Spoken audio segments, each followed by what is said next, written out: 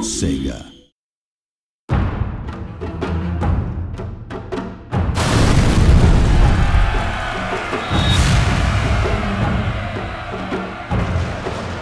The Fall of the Samurai features the most advanced weaponry ever seen in a Total War game.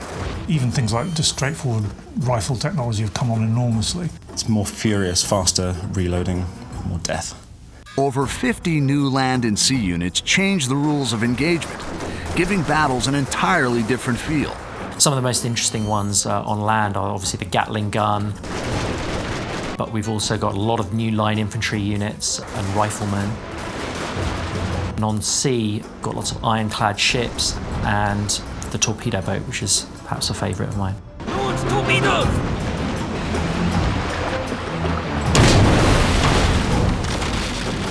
My favourite new ship is definitely the gunboat. You can buy loads of them, get them all together and basically clog their gun ports up with matchwood. It's a fantastic divisionary tactic. Modern ranged units include the Gatling gun and the Behemoth Armstrong gun, directly controllable in the new third-person mode. You can hit a hotkey and drop down to third-person mode on cannons and Gatling guns, which enables you to have direct control over the weapon.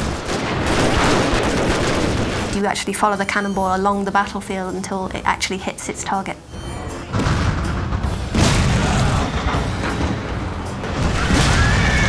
The downside, obviously, is that it means that you're not really paying attention to the rest of the battlefield, so it can be quite dangerously distracting. Mighty steam-powered ironclad warships armed with torpedoes make naval battles much more destructive.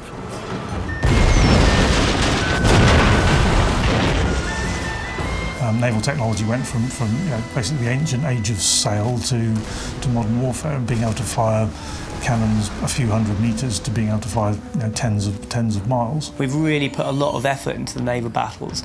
They're the best naval battles we've ever done, I think.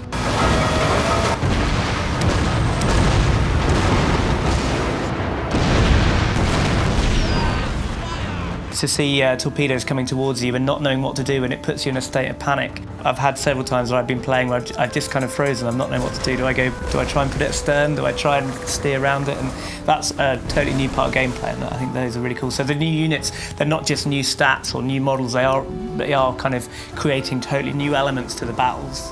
The increased power of naval weaponry allows fleets to play a greater strategic role. Turn the tide of conflict by directing devastating naval bombardments against enemy fleets and settlements. A nearby navy can reinforce that land battle, and actually you can call in an artillery strike from the navy. So you can select your general and you can pick a location on the map, and you'll basically just see a huge artillery bombardment raining down fire onto the enemy. And you have to time those right because they're not immediate, so you have to kind of try and predict where you should be calling it. They're really good fun.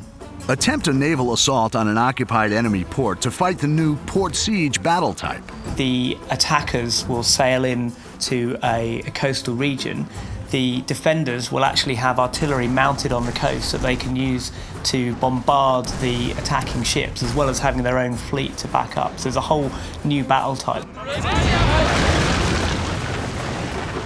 Upgrade your castles with deadly matchlock or Gatling gun towers to give a new dimension to sieges on land.